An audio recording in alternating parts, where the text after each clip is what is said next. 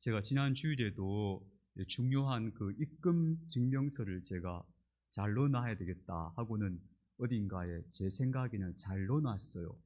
근데 어디다 넣어놨는지 모르겠는 거예요. 그거 찾느라고 한참 진땀을 뺐던 그런 기억이 납니다. 잘 치워놔야지 하면서 여기 넣어놓으면 내가 나중에 찾을 거야 했는 걸 잊어버리는 게 일들이 요즘 자주 일어나고 있는 것 같습니다. 오늘 저는 예배에 대해서 여러분과 함께 말씀을 좀 나누려고 합니다. 기본기를 다시 한번 좀 다져본다 하는 생각으로 예배에 대한 이야기를 나눠봅시다. 아마 우리가 지금 2025년 벌써 5개월이 지났어요. 이때쯤에 다시 한번 또 운동화 끈을 좀 조여매어야 할 그런 시간이 아닌가 싶어서 예배에 대한 말씀 나누려 합니다. 저는 목사의 역할이 계속 기본기를 훈련시키는 역할이라고 생각합니다. 우리가 실제로 일상생활에 나가서 어떻게 살아야 하는가 하는 구체적인 것을 제가 여러분에게 알려드리는 만큼의 능력도 없고 자격도 없고, 저는 기본기를 계속 드리는 사람. 어쩌면 좀 매일 반복되는 이야기 같고 좀 답답하고 그렇게 들릴 수 있습니다만, 기본기가 잘 연습된 사람은 실제 삶에서도 좋은 능력을 발휘할 거라고 믿습니다. 그래서 기본에 충실한 기본기를 다시 한번 다진다는 마음으로 예배에 대한 말씀을 나누었으면 좋겠습니다. 1971년도에 대구 반월 땅에서 한 아이가 부모 없이 다니는 것을 사람들이 발견합니다. 그래서 이 아이는 결국 부모를 찾지 못해서 미국으로 입양이 됐습니다. 미국 이름이 크리스틴 페널이라는 여성입니다. 지금 나이가 54세입니다. 그 여성이 입양된 가정이 아버지는 교사였고 어머니는 간호사였고 형제 자매들이 많은 다복한 가정이었습니다. 다행히 좋은 가정에서 잘 자랐습니다. 성격도 인격도 원만하고 또 이 여성도 사회적으로도 상당히 그 능력 있는 사람으로 잘 자랐습니다. 그러나 그럼에도 불구하고 자기 마음속에 채워지지 않는 구멍이 늘 있었다 그래요. 그래서 그 구멍이 내가 왜 이렇게 채워지지 않을까 생각해 보니 그것이 바로 친부모를 만나야 되겠다 하는 그런 마음에 소망이라는 걸 깨닫고 다시 한국으로 돌아왔습니다. 그래서 한국에 지금 체류하면서 서울에서 카페를 하고 있다 그래요. 그래서 친부모를 찾으면서 한국 생활을 하고 있는 그런 여성의 이야기가 신문에 소개된 바가 있습니다. 그녀는 이렇게 말합니다. 나는 부모님께 절대 화나지 않아요. 그때는 어려웠고 힘들었기 때문에 나를 위해서 더 좋은 선택을 하셨을 거라고 생각해요. 이렇게 말해요. 그래서 원망하지 않아요. 나는 만나고 싶어요. 그냥 얼굴 보고 싶고 목소리 듣고 싶고 안아주고 싶어요. 제 가슴에는 부모님만이 느낄 수 있는 구멍이 있어요. 그렇게 얘기해요. 미국식 표현인 것 같은데 제가 영어가 짧아서 어떤 느낌인지 저는 제 짐작으로는 한국식으로 말하자면 제 마음속에는 부모님만이 채워질 수 있는 구멍이 있어요. 그런 뜻이 아닐까 싶어요. 그래서 친부모를 만나야 그 마음속에 구멍이 좀 채워질 것 같습니다 하는 그런 여성의 사연이었습니다. 저는 바로 이 여성의 마음이 사실은 가만히 보면 모든 인간의 마음이다 생각해요. 우리 모든 사람들은 다 가슴에 채워지지 않는 구멍 하나씩은 다 가지고 살아요. 그게 뭐냐 하면 성경에서는 그것을 가리켜서 본향을 찾는 마음이다 하는 거예요. 아무리 좋은 곳에 가도 그것으로서 충분치 않고, 아무리 좋은 일을 경험해도 이게 다가 아닐 것 같고, 그런 마음이 있잖아요. 우리 안에 이상한 마음이 있어요. 그게 뭘까? 그걸 성경은 본향을 찾는 마음이다 하거든요. 그 마음은 누가 채워주시는가? 이제 그게 우리가 생각해 봐야 될 거죠. 오늘 함께 읽은 본문 말씀 이런 겁니다. 아담과 하와에게 하나님께서 세 번째 아들 셋을 주셨습니다. 큰 아들은 가인이었고 둘째 아들은 아벨이었죠. 그런데 이 첫 두 아들이 서로 싸웠습니다. 싸웠다기보다는 가인이 일방적으로 아벨을 폭행하고 죽인 거죠. 그래서 정말 이 두 형제, 처음 두 아들을 낳아서 그래도 단란한 가정을 이뤘다 했는데 그 가정에 큰 비극이 닥쳤고, 이 아벨은 형에 의해서 죽임을 당하고 이 가인은 또 그 죄책감과 죄의식으로 집을 떠나버렸습니다. 완전히 풍비박산이 났습니다. 그때 하나님께서 세 번째 아들 셋을 주셨습니다. 비극이었지만 그래도 그 비극 끝에 한 싹이 자랐습니다. 그래서 아담과 하와는 이 아들을 바라보면서 소망을 갖고 살았을 겁니다. 그리고 그 셋이 또 어른이 되어 장성하여서 아들을 낳았습니다. 그의 이름이 에노스였습니다. 그런데 오늘 본문에서 뭐라 얘기하는가 하면 바로 그때 사람들이 여호와 이름을 불렀다 이렇게 말합니다. 그럼 그전에는 하나님 이름을 안 불렀을까요? 그전에도 하나님을 의식하고 하나님 이름을 불렀겠죠. 그러나 이 여호와 이름을 불렀다는 말은 어떤 의미인가 하면요, 비로소 하나님 앞에 나아가면서 하나님을 향한 어떤 의식을, 어떤 경배를 하나님 앞에 드리기 시작했다는 겁니다. 즉 에노스 때에 와서 비로소 예배라는 것을 드리기 시작했다 이렇게 보시면 됩니다. 물론 그때 예배는 지금과 같은 형식과 틀은 아니었을 겁니다. 그러나 어쨌든 하나님을 찾으면서 하나님께 무언가를 올려드리는 그런 예배 형식이 에노스 때에 와서 비로소 처음 출발했다 하는 것을 본문은 말해주고 있는 겁니다. 가인과 아벨은 먼저 하나님 앞에 예배 드리고자 했지만 그들의 예배는 비극으로 끝났죠. 그 비극으로 끝나고 나서 비로소 에노스 때에 와서 비로소, 오늘 그렇게 말하죠, 비로소 하나님의 이름을 부르기 시작했다. 비로소 진짜 예배 같은 예배가 시작되었다라는 것을 이야기합니다. 그렇다면 왜 에노스 때에 와서야 비로소 예배가 드려졌을까? 이 에노스란 이름의 뜻이 있습니다. 그 이름의 뜻이 뭐냐 하면요, 부서지기 쉬운 그릇 이런 뜻입니다. 에노스가 아주 깨지기 쉬운 그릇이라는 뜻입니다. 이걸 약간만 더 은유적으로 이게 좀 해석해서 설명하자면 결국은 너무나 연약하기 때문에 결국 부서지고 죽을 수밖에 없는 존재라는 뜻입니다. 그게 에노스입니다. 왜 자식 이름을 이렇게 붙였는지를 알 수 없습니다만 저는 아마 이걸 짐작해 봅니다. 셋이 아이를 낳았습니다. 아들을 낳았어요. 근데 보니까 이 아이가 영 살 것 같지가 않아요. 이 아이는 결국 못 살겠구나. 그래서 그 아이 이름을 에노스라고, 얘는 바람 불면 꺼질 것 같은 생명이니까 이 생명이 어떻게 살까 싶어서 얘는 에노스야. 그렇게 이름하면서 아마도 정을 뗐을 것 같다 싶어요. 그래야 정이 떨어질 거 아니에요. 얘는 아마 못 살 거야. 거리를 두면 이제 걔가 떠나가도 큰 슬픔은 좀 이렇게 덜 하지 않겠어요? 그런데 기적처럼 그 아이가 살기 시작했어요. 그리고 이 아이 에노스가 몇 세까지 사는가 하면 이 족보를 보면 905세까지 살아요.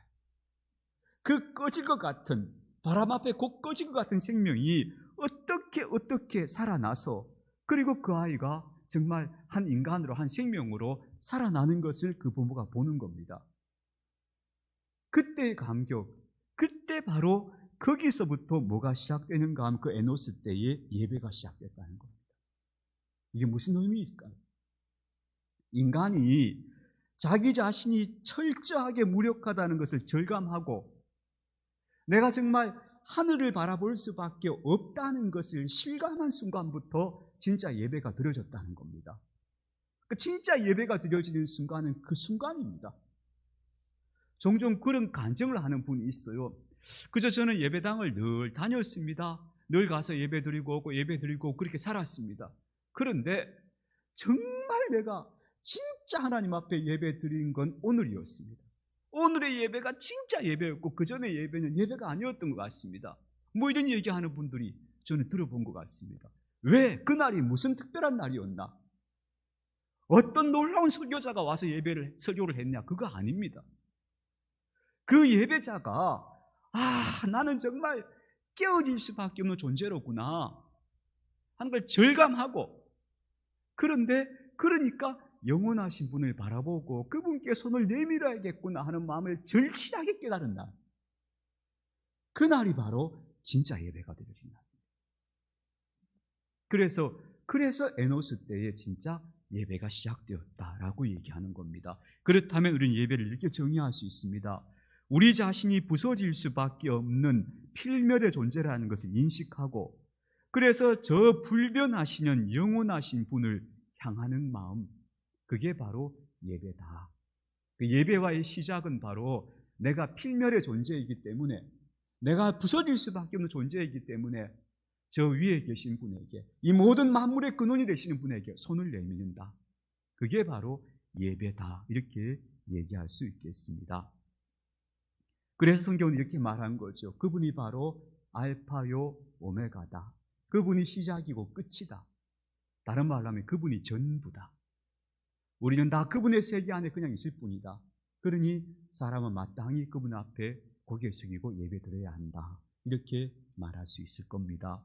그렇다면 구체적으로 이제 몇 가지만 생각해 봅시다. 우리는 예배를 어떻게 드려야 할까? 어떤 예배자로 살아야 할까? 전 첫 번째로 구체적으로 이렇게 말하고 싶은데요, 예배 예식을 소중히 여기자. 물론 예배는 우리의 삶이 예배가 되는 것이 마땅합니다. 바울은 그렇게 얘기했죠. 그러나 그렇게 되기 위해서 반드시 뭐부터 드려져야 하는가 하면 예식으로서의 예배부터 드려져야 합니다. 이 시간에 예배가 드려져야 한다는 겁니다. 이 시간에 예배가 드려지지 않는 사람이 어떻게 삶을 예배로 살아낼 수 있겠습니까? 그건 불가능한 일입니다. 그래서 예식으로서의 예배, 하나님 앞에 올려드리는 시간으로서의 예배가 반드시 지켜져야 한다. 그래서 우리는 예배로부터 시작해서 예배로 끝나는 삶을 살아야 한다, 그렇게 꼭 말씀드리고 싶습니다. 이것은 우리 그리스도인들이 꼭 가슴에 담아야 할 기본 중에 기본이라고 생각합니다. 저는 바느질 할 때 이게 아주 적절하다고 생각하는데요, 바느질 처음 시작할 때 먼저 실끝을 딱 묶습니다. 실끝을 안 묶으면 아무리 바느질해도 실이 다 빠져나가 버리죠. 실끝을 단단히 딱 묶어놓고 바느질을 시작합니다. 그리고 바느질을 다 마쳤습니다. 그 다음에 뭘 해야 됩니까? 다시 그 실끝을 묶어둡니다. 바늘이 처음 들어가기 전에 실끝을 묶고, 바늘이 마지막으로 빠져나온 그 자리에 실끝을 딱 묶어야 됩니다.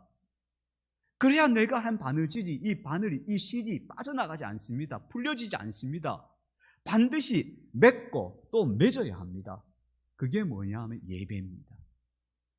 예배로 내 삶의 매듭이 분명히 딱딱 메꾸어져야, 그래야 그 사이의 삶이 그냥 흘러가 버리지 않습니다.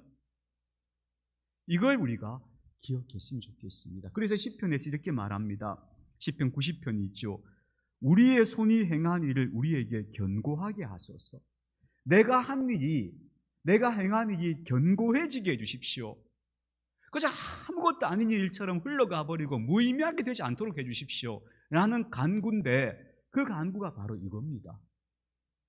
하나님을 향한 예배로부터 시작해서 또 하나님께로 돌아오는 예배로 딱 마침이 되는 그 삶이 견고해지는 겁니다. 그런 삶의 벽돌이 하나하나씩 놓여서 우리 인생이란 집이 만들어지는 겁니다. 이걸 우리가 반드시 기억했으면 좋겠습니다. 시편 1편에서 이렇게 얘기합니다. 어떤 사람들은 하나님을 의식하지 않고 삽니다. 그냥 자기 하고 싶은 대로 막 살아갑니다. 자기가 그때 옳은 대로 막 생각하고 삽니다. 근데 그런 사람들의 삶을 가리켜 뭐라고 얘기하는가 하면, 그들은 결국은 바람에 나는 겨와 같다고 얘기합니다. 그 순간순간은 자기는 최선한 지혜를 짜내고 계산을 잘해가지고 이렇게 하면 될 거라고 생각하고 이렇게 하면 여추고 없지하고 사는데, 돌아보면 그게 다 바람에 나는 겨처럼 다 날려가고 없다는 겁니다. 그런데 하나님 말씀을 묵상하면서 하루하루를 어떻게 살까, 그걸 생각하고 사는 사람들은 물가에 심겨진 나무처럼 된다, 이렇게 얘기해요. 아주 극적인 비유죠. 바람에 나는 겨처럼 되는 인생도 있고, 별거 아니지만 하루하루 탁 매듭이 지면서 물가에 심겨진 나무처럼 그렇게 견고해지는 인생도 있다는 겁니다. 저는 그 차이가 바로 예배다, 이렇게 생각합니다. 예배로 시작해서 예배로 마치는 이 예식으로서의 예배는 반드시 지켜져야 한다, 이렇게 생각합니다. 여러분, 그래서 이런 말씀을 꼭 오늘 당부드리고 싶은데요, 나는 예배는 꼭 드린다, 요거 내 삶의 기본 질서야 하는 거는 우리가 좀 그리스도인이라면 견고하게 마음 먹었으면 좋겠습니다. 내가 포기하지 않는 행동이 내 인생에서, 내 삶 속에 한 가지는 있어야 될 거 아닙니까? 비가 오든지 바람이 불든지 무슨 일이 있든지 나 요거는 포기 못해 하는 거 하나는 있어야 될 거 아닙니까? 돈, 건강 이런 거 말고 그보다 높은 가치를 가지고 있는 뭐 하나는 내가 포기하지 않는 가치가 있어야 될 거 아닙니까? 저는 그 시작이 바로 예배가 되었으면 좋겠다는 겁니다. 그렇지 않으면 우리는 자꾸 세상의 바람 부는 대로 흔들리거나 아니면 내 마음 가는 대로 흔들리는 사람이 됩니다. 오늘 이렇게 할까? 이렇게 할까? 느낌 따라 마음 따라 움직입니다. 그럼 어떻게 될까요? 바람에 나는 겨가 됩니다. 여러분, 우리 마음이 어떤지 우리 잘 알지 않습니까? 우리 마음이 한 군데 정한 데가 있습니까? 마음을 어차피 억지로라도 붙잡아서 거기 안 갖다 두면 우리 마음은 천지사방으로 돌아다닙니다. 그래서 그게 분심이다. 끝없이 시끄럽고 분주하게 나대는 마음, 그게 우리 마음이에요. 그 마음을 꼭 붙잡아다가 한 군데 딱 갖다 놔야 우리가 안정된 삶이 돼요. 적어도 일주일에 1시간은 그 시간을 가져야 된다. 이럴까 저럴까 고민하지 말고 예배는 반드시 드린다. 요건 우리가 기본 원칙으로 하는 것이 좋겠다 하는 겁니다. 그렇다면 그 예배는 또 어떻게 드려야 할까? 저는 예배를 드릴 때 가장 기본적인 태도는 하나님이 기뻐하시는 것을 올려드리는 겁니다. 월십이라 합니다. 그만한 가치가 있는 걸 드리는 거예요. 만약에 황금이 귀하다면 황금을 드리는 겁니다. 그걸 내가 귀하다고 생각하는 걸 하나님 앞에 드리는 겁니다. 근데 이거는 중요하게 생각해야 될 것은 내가 생각하는 귀한 게 아니고 하나님이 귀히 보시는 걸 드려야 합니다. 그래야 예배가 됩니다. 나는 귀하다고 생각했는데 받으시는 분이 귀하게 생각하지 않는 것을 드린다면 그 진짜 예배가 아니겠죠. 그럼 받으시는 분이 정말로 귀하게 여기는 게 뭐냐? 제가 성경을 아무리 찾아봐도 그거는 물질이 아닌 것 같아요. 그게 뭘까? 사무엘상 15장 이렇게 말합니다. 사무엘이 여호와께서 번제와 제사를 그의 목소리를 청종하는 것을 좋아하심같이 좋아하시겠습니까? 되묻습니다. 사울이 막 내가 이만큼 많은 번제를 바치려고 제물을 가져왔습니다 했더니 사무엘이 냉정하게 말합니다. 하나님이 그거 좋아하실까요? 되묻습니다. 하나님은 그걸 좋아하시는 게 아니고 왕이 하나님 말씀에 순종하는 걸 좋아합니다. 왕은 지금 엉뚱한 걸 하나님 앞에 드리고 있습니다 라고 얘기하는 거예요. 그렇다면 간단히 말해서 이렇게 말할 수 있습니다. 우리가 하나님 앞에 드려야 될 이 예배 때 드려야 될 예물이 뭐냐 하면요, 하나님, 제가 참 하나님 말씀을 고민하며 살겠습니다. 오늘 하나님 말씀이 내게 들려왔는데 제가 그 말씀을 어찌하면 내가 그대로 살 수 있을까? 이걸 진지하게 받아들여서 그렇게 한번 해보겠습니다. 그 마음인 거죠. 그 순종의 마음이 하나님께서 정말로 기뻐하시는 예물인 거예요. 그게 없으면 수억의 황금을 하나님 앞에 올려도 하나님이 그걸 안 기뻐하신다는 겁니다. 그러니까 우리가 예배 때마다 올려드려야 할 예물이 뭐냐 하면, 그래, 나는 오늘부터 이렇게 해야지. 하나님, 제가 이렇게 해볼게요. 저 도와주세요. 이 결심입니다. 이 마음들입니다. 이런 결심들이 하나님 앞에 올려드리는 진짜 예물이 됩니다. 그럼 이제 이렇게 말씀드리면 우리 딱 벌써 들어오는 생각이 있죠. 아유, 결심해서 내가 되는 대로 결심한 대로 한 적이 없는데 결심했다가 안 되면 어쩌라고 생각하지 않습니까? 근데 그것조차도 여러분 마음을 내려놓으셔야 됩니다. 하나님, 제가 오늘 결심합니다. 저 도와주세요. 이렇게 가셔야 돼요. 근데 나는 결심해놓고 못할 것 같으니까 결심도 안 할래. 그렇게 하는 거 아닙니다. 예배 시간에는 내가 나중에 지키게 될지 못 지키게 될지 뒷걱정하는 게 아니고, 오늘 말씀이 내게 딱 들려왔으면 그게 옳다 싶으면 저 그렇게 할게요. 더 도와주세요. 라고 딱 마음 먹는 겁니다. 그러고 나서 안 되면 다시 돌아와서 하나님 죄송합니다. 다시 해볼게요. 또 이렇게 하는 겁니다. 어쩌면 그것이 무한 반복처럼 느껴질지 모르지만 그 반복의 과정 속에서 우리가 성장하는 겁니다. 반복 없이 성장하는 사람이 있습니까? 우리 아이들이 어릴 때 걸음마 배울 때 도대체 몇 번을 넘으십니까? 자, 나는 이제 오늘부터 걸음마를 잘 연구하고 있다가 내가 한 번에 일어서가지고 달릴 수 있을 때 난 일어설 거야. 그때까지 난 안 걸을 거야. 계속 기어다닐 거야. 이런 애 보셨습니까?